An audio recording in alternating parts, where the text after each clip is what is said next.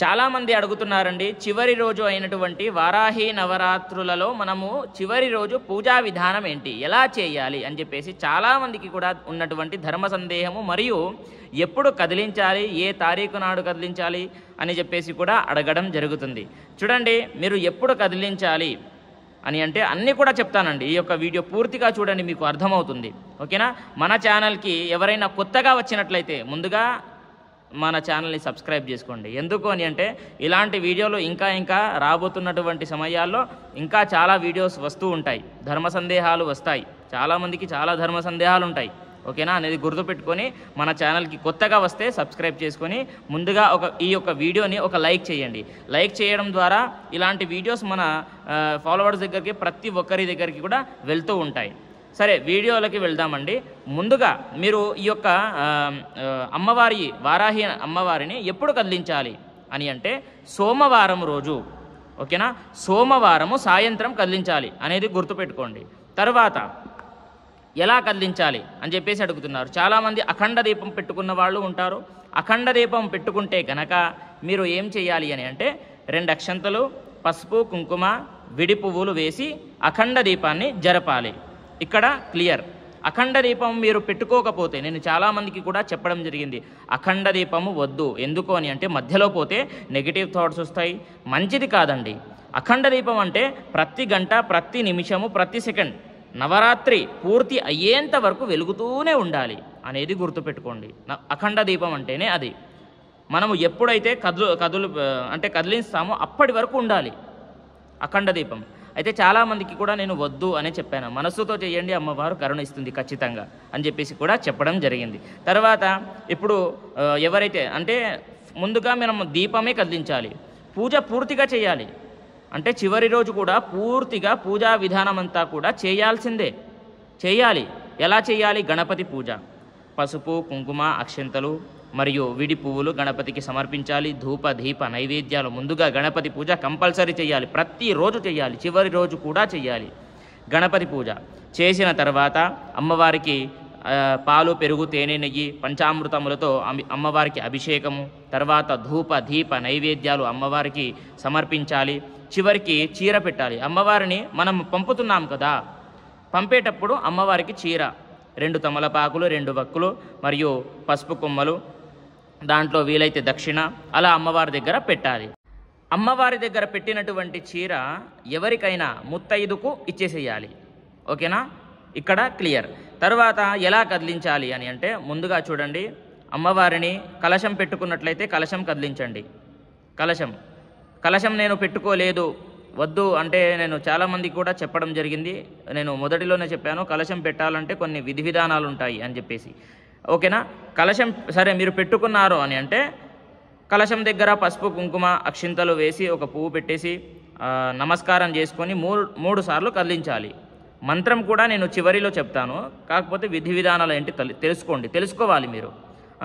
తర్వాత ఇక్కడైతే మనం క్లియర్ అయ్యాం, కలశం కూడా కదిలించింది. తర్వాత అమ్మవారు ఉంటుంది కదా, ఫోటో ఉంటుంది, అమ్మవారి మెయిన్ ఫోటో ఉంటుంది.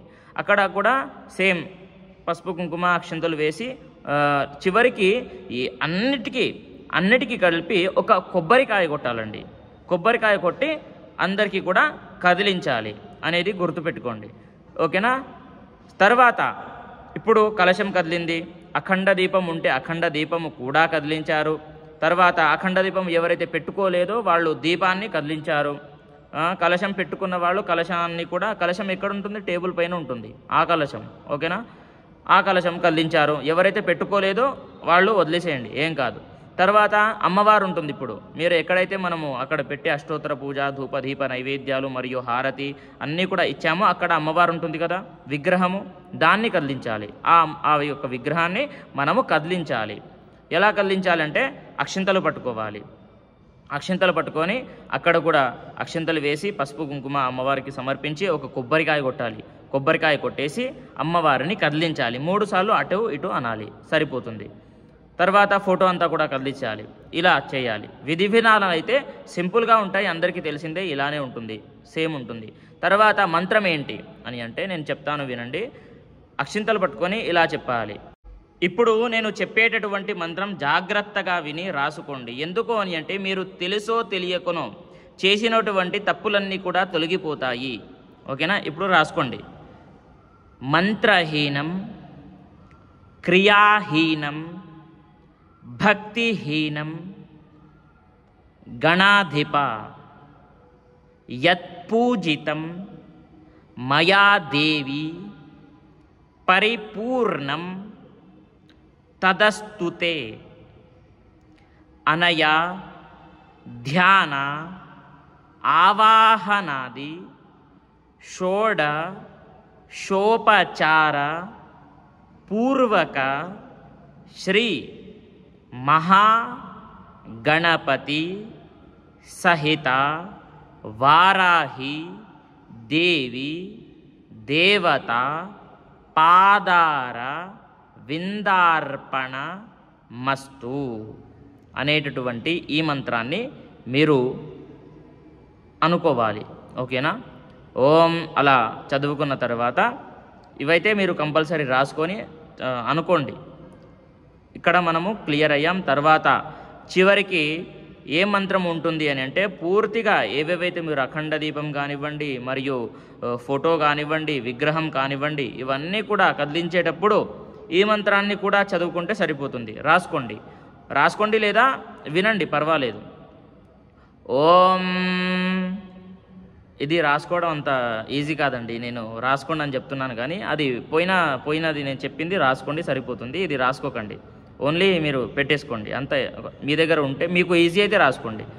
ఓం యజ్ఞేన యజ్ఞమయజంత దేవాః స్థాని ధర్మాని ప్రథమాన్యాసన్న తేహనాకం మహిమానః సజంతే యత్ర పూర్వే సాధ్యా సంతి దేవాః ఇతి యథాస్థానం ప్రవేశయామి శోభనార్థే పునరాగమనాయ చ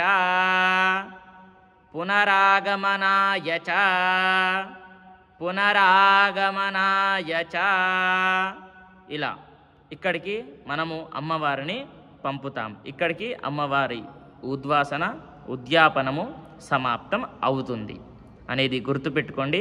ఈ యొక్క వీడియోను లైక్ చేయండి మీకు యూస్ఫుల్గా ఉంటే, ఎందుకంటే 10 మంది దగ్గరికి వెళ్తుంది. వీలైతే సబ్స్క్రైబ్ కూడా చేసుకోండి. ఓకేనా? స్వస్తి, సర్వే జనాః సుఖినో భవంతు.